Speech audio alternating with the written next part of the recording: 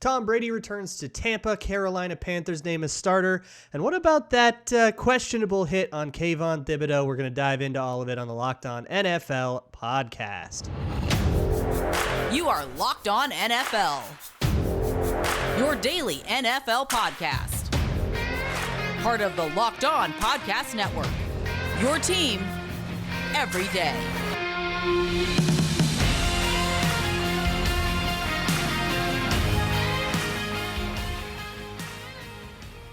What's going on, everybody? Welcome to the Locked On NFL podcast. It's Tuesday. That means you get me, Luke Braun, at Luke Braun NFL. I do Locked On Vikings.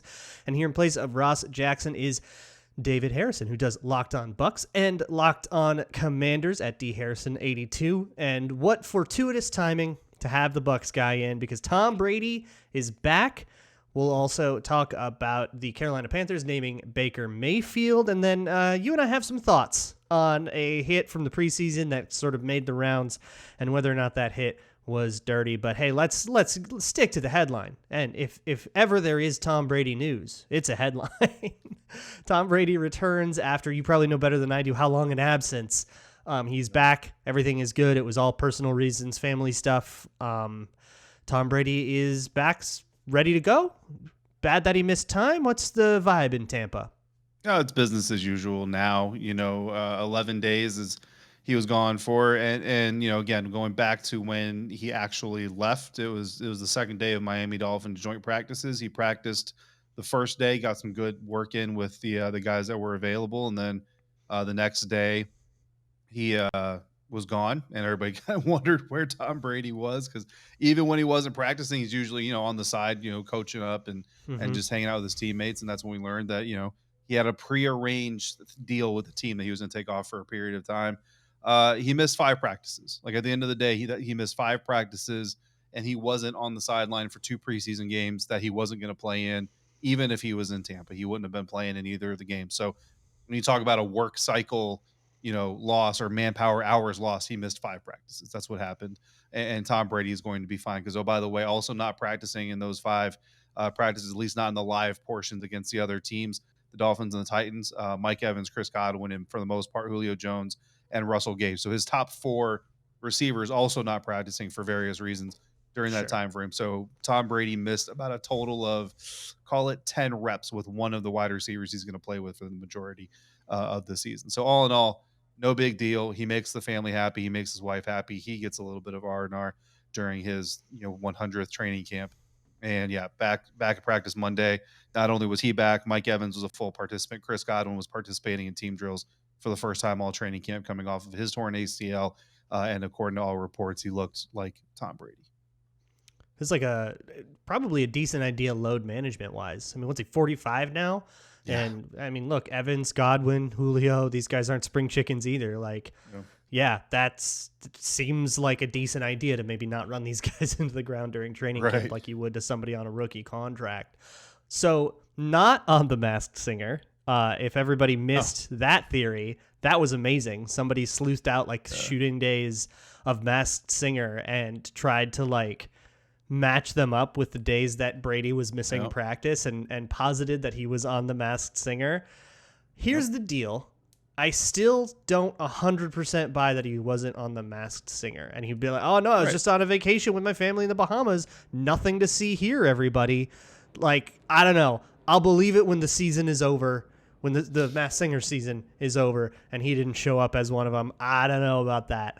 Yeah. I mean, look, that's what everybody's saying, because he tweeted on Monday that, no, I wasn't on The Masked Singer and whatever. And everybody's like, well, that's exactly what someone who was on The Masked Singer. That's exactly what he would say. Yeah. No, I'm not convinced until until the fat lady sings.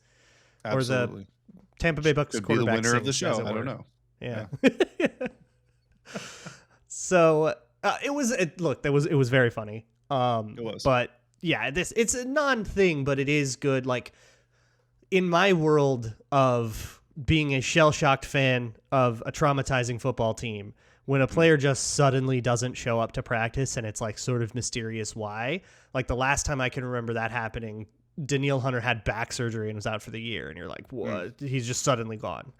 And those kinds of absences where they're not even on the field and they just sort of disappear. And it's the kind of thing where they woke there was reason to be a little worried.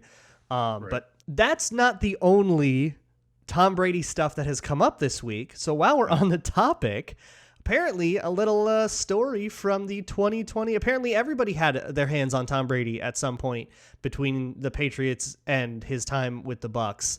So apparently there was something in like a UFC like simulcast with Gronkowski's. Can you tell me this story? Yeah, it's amazing because the 11 days that Tom Brady was not around for training camp, I don't think we talked about Tom Brady more than any other stretch of time. Like, it was just crazy.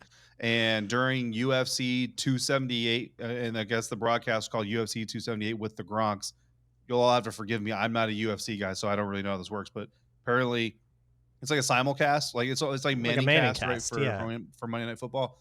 And so this was with the Gronks, and Gronk was there, his brothers, and it looked like some friends or family. Whoever they were watching the fights. And, just like the Manningcast, they had guests in. Well, one of the guests that they had was UFC president Dana White. And at one point during Dana's appearance on the simulcast, or on the Gronkcast, Gronk kind of prodded him. Was like, "Hey, Dana, tell the story, tell the Raiders story." He's causing problems on purpose. Yeah, absolutely. Yeah, I mean, he loves chaos, right? And Dana honestly kind of hesitated for a minute. It was like, "You really want me to tell the story?" He's like, "Yeah, man, tell the story." So here's not the full story, but here's the quote that I pulled from it. Basically, Dana went on to say, quote, "I worked to put that deal together for Brady and Gronk to come to the Raiders, and it was almost a done deal. And at the last minute, Gruden blew the deal up and said that he didn't want him, and all hell broke loose. Brady was already looking at houses. It wasn't being said yet that Gronk was coming, so Las Vegas would have had Brady and Gronk the year the Bucs won the Super Bowl, except Gruden blew the deal up." And then Dana went on and said that he was never going to tell that story, but Gronk kind of opened the door. And Gronk's response was, "That is exactly what happened." So Tom Brady and Rob Gronkowski were apparently a house purchase away from being Las Vegas Raiders. And then John Gruden said, "You know what? I don't want greatness. I would just rather be mediocre." And that's what he got. What a great chapter in like Raiders history, especially with Brady. From of all people, they could have had Brady. Ostensibly, they could have had that Super Bowl because Lord knows, like, you're just going to win a Super Bowl if Brady. Like, that's the most consistent way to win a ring is have Tom Brady. Yeah. But then it bleeds John into Gruden poo-poos it.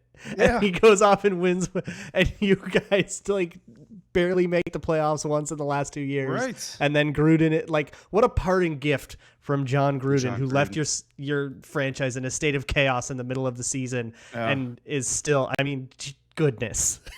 And I'm a Derek Carr fan, so I kind of feel bad for him from this because if you remember, like, again, shortly after Brady and the Bucs do their whole thing, Brady's on The Shop, which is an HBO show where people, athletes, they talk honestly and everything.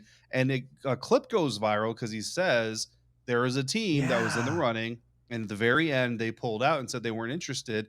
And Tom's response was, "You really want to go with that guy, right?" That's what he said. Yeah. And then he goes on to say, "Okay, I get it. Well, I'll show you your mistake." And again, I'm paraphrasing. Well, if that is indeed the Raiders, and if that MFer is Derek Carr, and if the Raiders are the team that Tom Brady's going to show they made a mistake, well, Tom Brady proceeds in the 2020 season to go 33 for 45, 369 yards, and 4 touchdowns.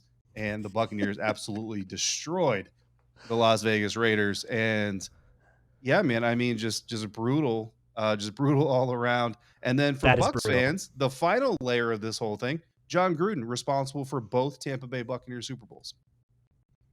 Unreal. So it's just better than fiction, man. You couldn't, like, if you wrote this up for an episode of Ballers, everybody would say that's ridiculous. That's I can't ridiculous. Even believe you produced this. What a hero for Tampa Bay Buccaneers fans. But you know what else is ridiculous, Luke? Oh, yeah, hit me. Getting 75 high quality vitamins in one drink. That sounds ridiculous. But our next partner has a product that literally right below my floor in my kitchen cabinet, I have a container of it as we speak right here today. I started taking AG1 because I needed a quick way to get my vital nutrition in the morning, and I didn't want to take a bunch of pills. With that 1 scoop of AG1, you get those 75 high-quality vitamins, minerals, whole food sourced superfoods, probiotics, and adaptogens to help you start your day right. The special blend of ingredients supports your gut health, your nervous system, your immune system, your energy, recovery, focus, and aging. I like my AG1 a little sweeter, so I mix it with pineapple juice and water, Ooh. and it's perfect. An AG1 subscription costs you less than $3 a day, so you're investing in your health, and it's cheaper than that cold brew habit. Right now, it's time to reclaim your health and arm your immune system with convenient daily nutrition. It's just 1 scoop in a cup of water or some juice if you like it that way every single day. That's it. No need for a million different pills and supplements to look out for your health. To make it easy, Athletic Greens is going to give you a free 1-year supply of immune-supporting vitamin D and 5 free travel packs with your first purchase. All you have to do is visit athleticgreens.com/NFL network. Again, that's athleticgreens.com/NFL network to take ownership over your health and pick up the ultimate daily nutritional insurance. Hey, so your fantasy drafts are all probably coming up, and it is fantasy draft week. This is like the week to be listening to Locked On Fantasy Football, Locked On Dynasty. We have all kinds of resources here. They're all daily podcasts with Kate Majuk and Marcus Mosher and Vinny Iyer. We have all kinds of fantasy expertise coming at you, so make sure you go check those out. This is absolutely the time. It's also the time where we find out who starting quarterbacks will be. The Carolina Panthers, after dragging this out way longer than anyone thought they had to, like we knew Baker Mayfield was going to be the starter when they traded for him, which, let me just get out of the way. It's funny that they paid more for Sam Darnold, okay? It's said, it's out there. It's very funny that they paid more for Sam Darnold.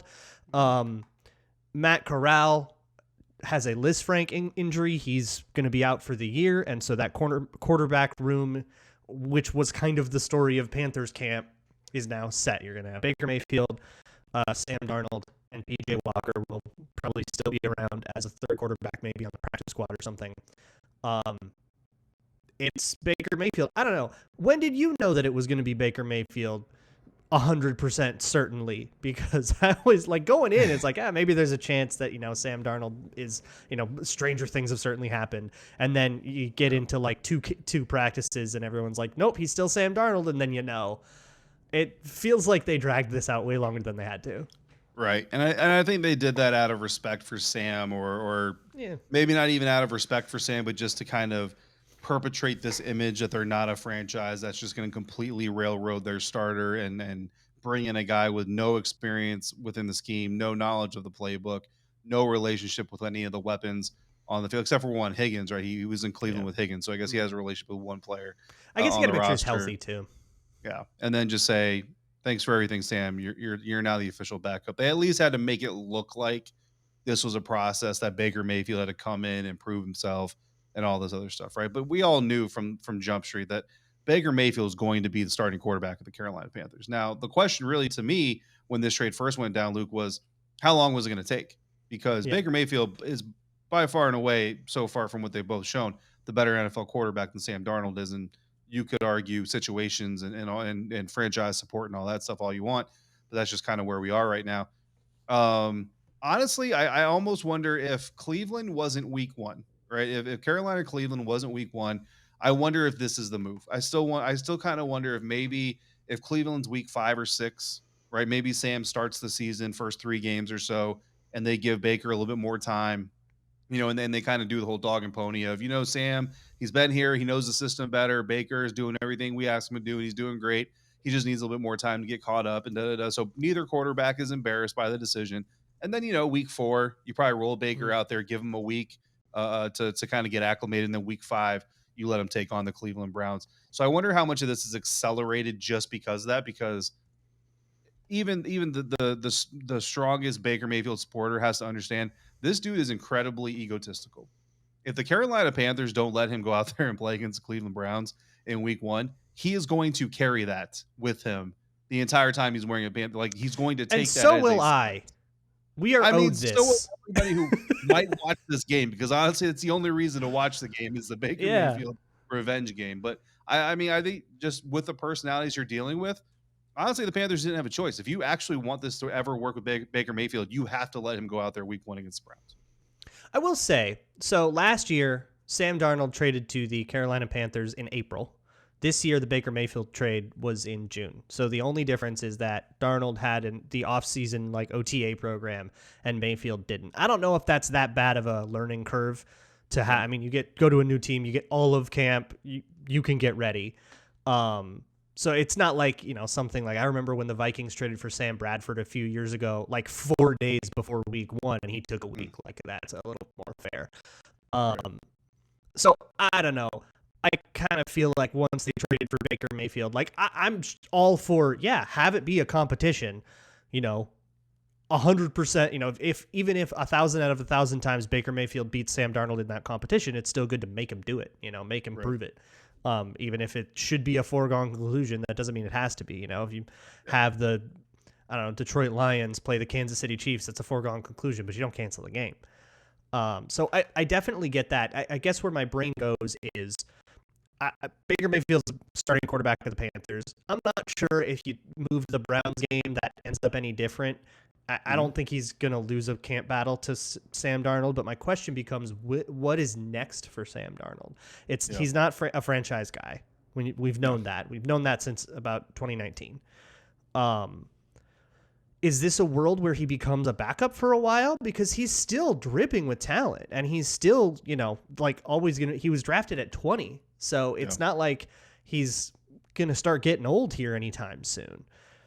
Can this be a world? Is there a world where Sam Darnold becomes one of the league's kind of journeyman backups and then maybe eventually takes a Ryan Fitzpatrick-like arc of kind of accidentally being good a few times and maybe he can figure it out? Is he broken forever? Is he out of the league in 500 days? Where does this go for him? Yeah, so I think the storyline he's on, right, and it's I kind of think about like comic book, worlds or dimensions, whatever it is. You have Marvel and DC. They all have superheroes that are somewhat similar, right? So I think in the NFL, you have these highly touted quarterbacks who come in and they prove themselves and they start for a really long time and they have good careers and everything else. And you have these really high drafted quarterbacks that turn into busts, and that's where Sam Darnold is going to fall, unfortunately for him. But you look at some other recent examples, Marcus Mariota, Jameis Winston, Mitch Trubisky, those three guys, they all kind of follow the same pattern, right? So you go from the team that you get drafted by, you get an opportunity. Now, Sam has kind of a pit stop as a starter in Carolina, but I think the next stop for him is the same as the next stop for Marcus, Jameis, and even Mitch, which is to go be the backup to a more established quarterback. Now, I don't know that I would count Baker Mayfield in this situation. He's obviously the better, more talented, and you could even say more established in the National Football League as a whole.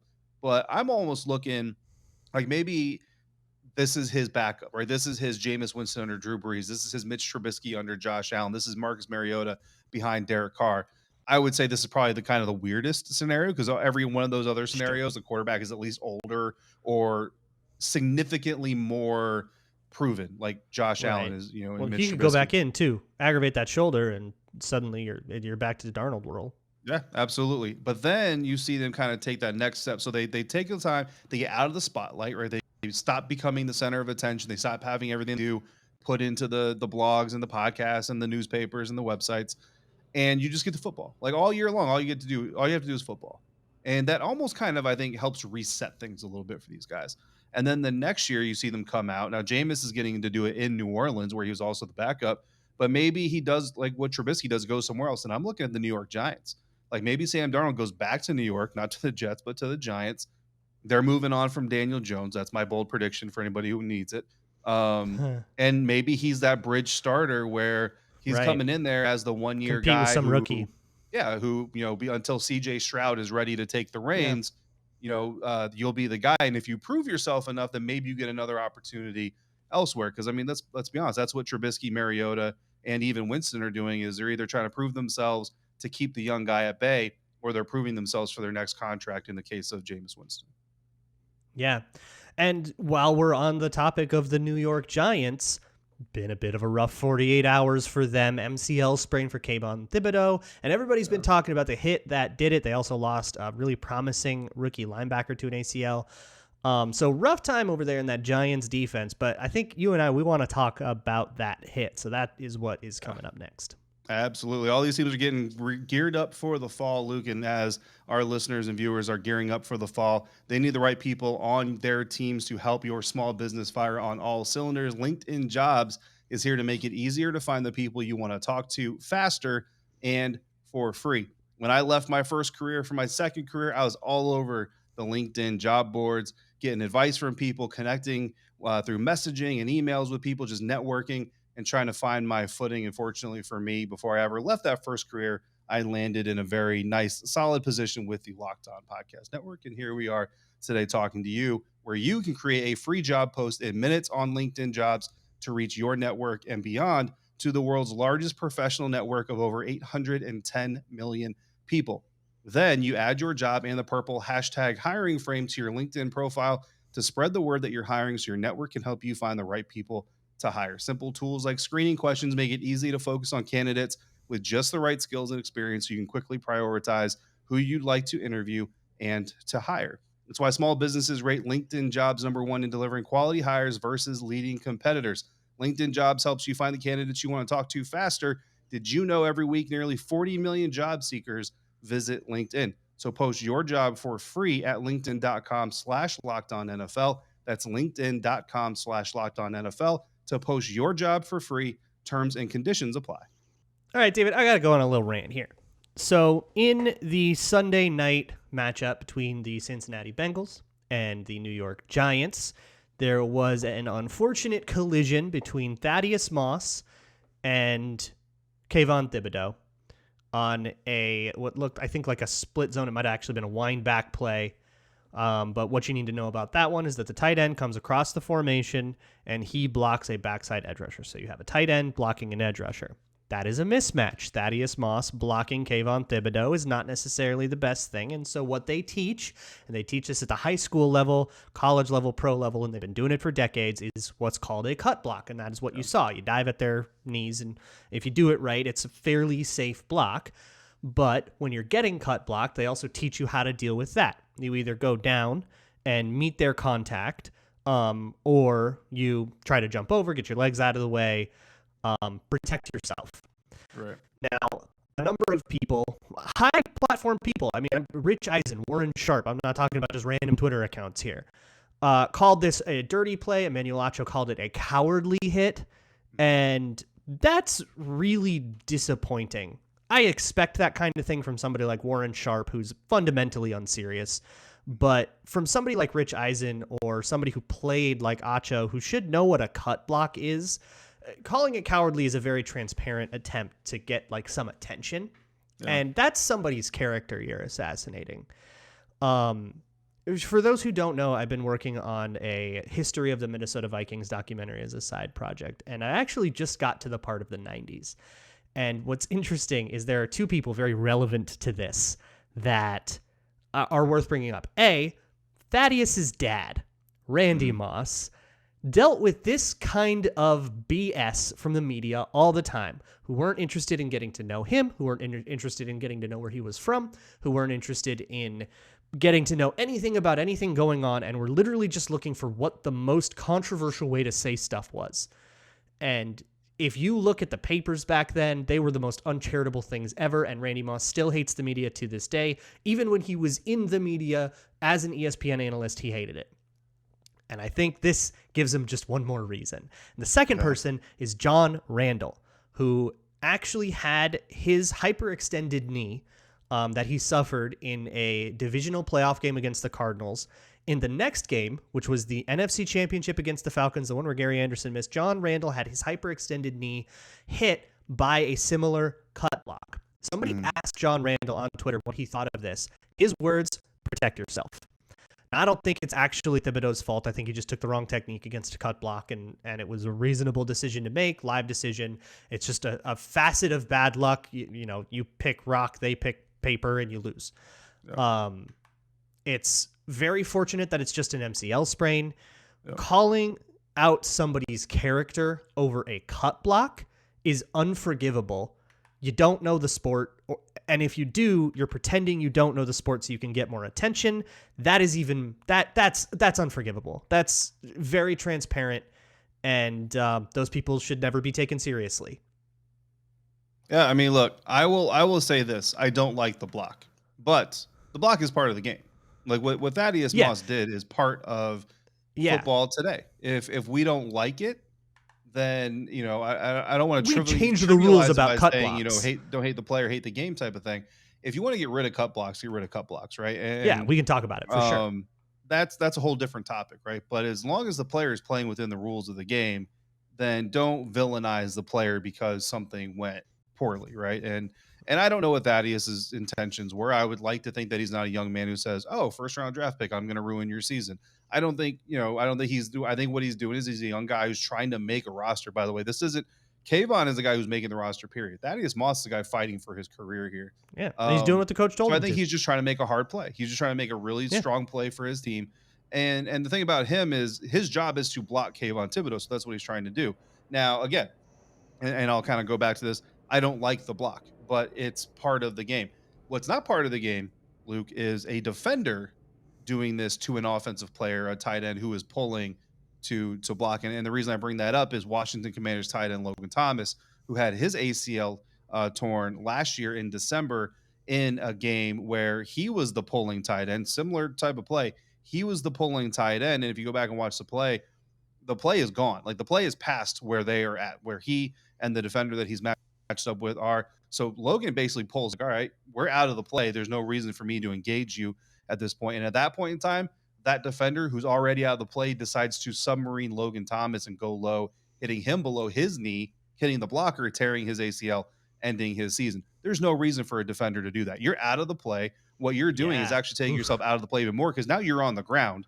And there's no defensive coach in the NFL that says, hey, on this play, take yourself to the ground when you're out of the play. Like that doesn't make any sense. So to me, you could argue a little bit more that that's a little bit more of a dirtier play because it doesn't have any football foundation, right? But even Logan Thomas, we talked to him on Monday when he returned to practice for the first time since tearing that ACL in December. And he said his entire football career, he's been taught to cut block. You hit on the quad, you hit above the knee because for one, it's more effective. You can't easily hurdle a guy who's aiming for your quad. You can hurdle a guy who's aiming for your ankle or your shin.